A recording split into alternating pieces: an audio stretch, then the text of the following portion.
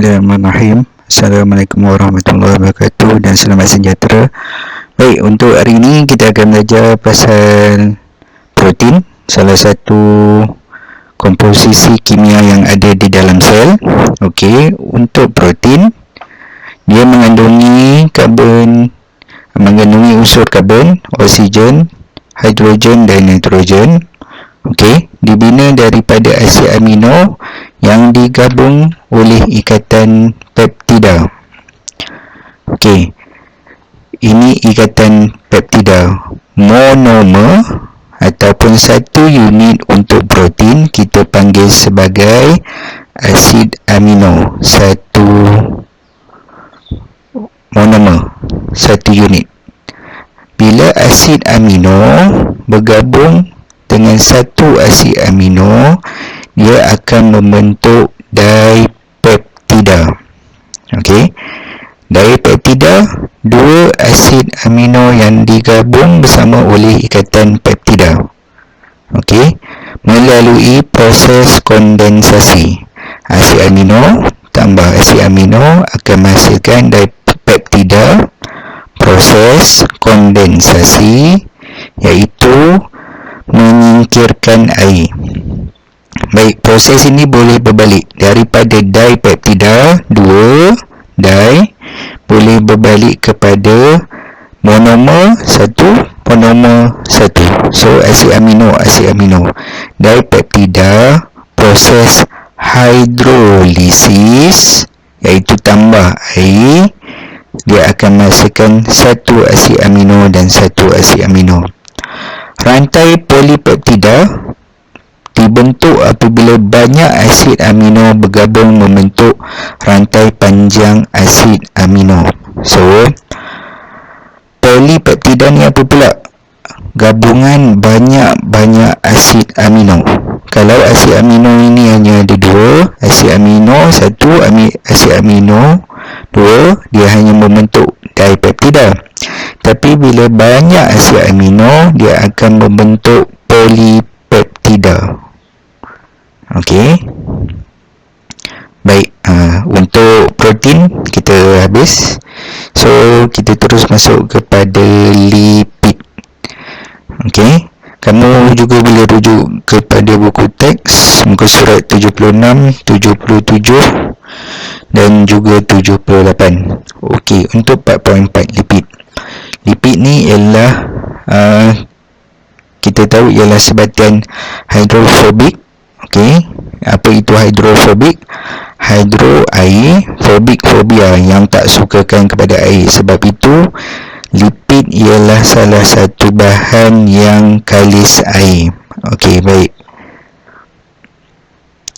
Lipid terdiri daripada unsur karbon, hidrogen dan oksigen. Okey, kita tengok pula jenis-jenis lipid. Ada 4 jenis lipid. Yang pertama, steroid. Contoh, kolesterol dan hormon.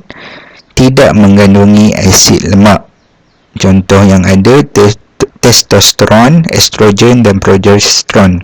Okey, ini jenis-jenis hormon. Okey, itu kita panggil sebagai steroid. Yang kedua, kita panggil sebagai lilin. Okey, yang dijumpai pada kutikel, pada epidermis daun, buah dan biji benih. Kutikel ni maksudnya bahagian luar sekali, yang lapisan luar. Okey. So, sifatnya ialah kalis air. So, ini membuatkan lilin yang ada pada bahagian atas daun, epidermis daun, bukan epidermis atas saja, keseluruhan pada buah dan biji benih, membuatkan daun, buah dan biji benih tersebut kalis air. Yang ketiga ialah fosfolipid. Okey, ini kita dah belajar dalam bab yang lepas. Kepentingannya adalah untuk membentuk membran plasma. Okey, baik. Yang keempat, lemak dan minyak. Kita panggil lemak dan minyak ini sebagai triglycerida. Okey. Triglycerida ni dibentuk oleh satu glycerol tambah 3 molekul asid lemak. Okey, Bila bergabung daripada proses kondensasi, dia membentuk triglycerida. Okey, tri. Ni ada 3, tri. Maksudnya 3 molekul asid lemak. Okey, dan air. Dan proses ini boleh berbalik daripada triglycerida berbalik kepada glycerol dan juga 3 molekul asid lemak dengan proses hidrolisis tambah air. Kondensasi buang air, hidrolisis tambah air. Seterusnya, okey, baik. Tadi jenis-jenis lipid, steroid, lemak dan minyak, fosfolipid dan lilin. Okey, next, lemak dan minyak. Okey, lemak dan minyak, okey, kita bahagikan kepada 2, iaitu lemak tepu dan lemak tak tepu. Okey, untuk lemak tepu, ia mengandungi asid lemak tepu. Okey, tidak mempunyai ikatan ganda 2 antara atom karbon. Okey, kalau kita tengok sini, ini atom karbon, dia terikat dengan atom karbon, hanya ada ikatan 1 sahaja. Berbanding kalau kita tengok kepada asid lemak, lemak tak tepu, dia mengandungi ikatan ganda 2. Okey, ini ikatan berganda atau ikatan ganda 2.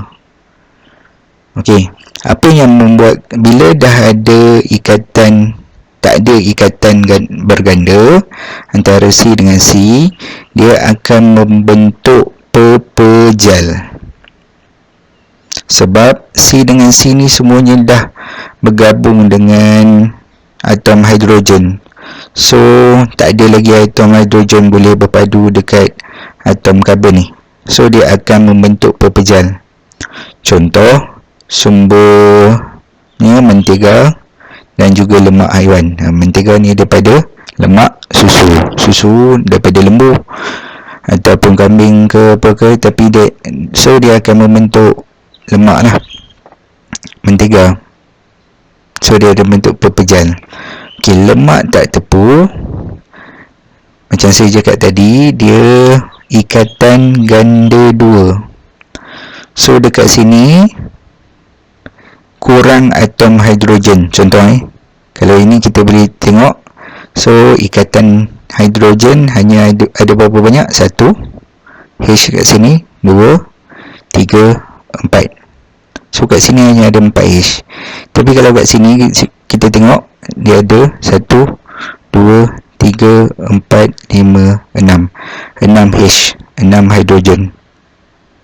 So, sebab itulah bila ada ikatan ganda 2, dia akan berbentuk cecair pada suhu bilik. Sumber minyak zaitun, minyak kelapa sawit. Okey, baik. Setakat itu saja untuk 4.3 dan 4.4.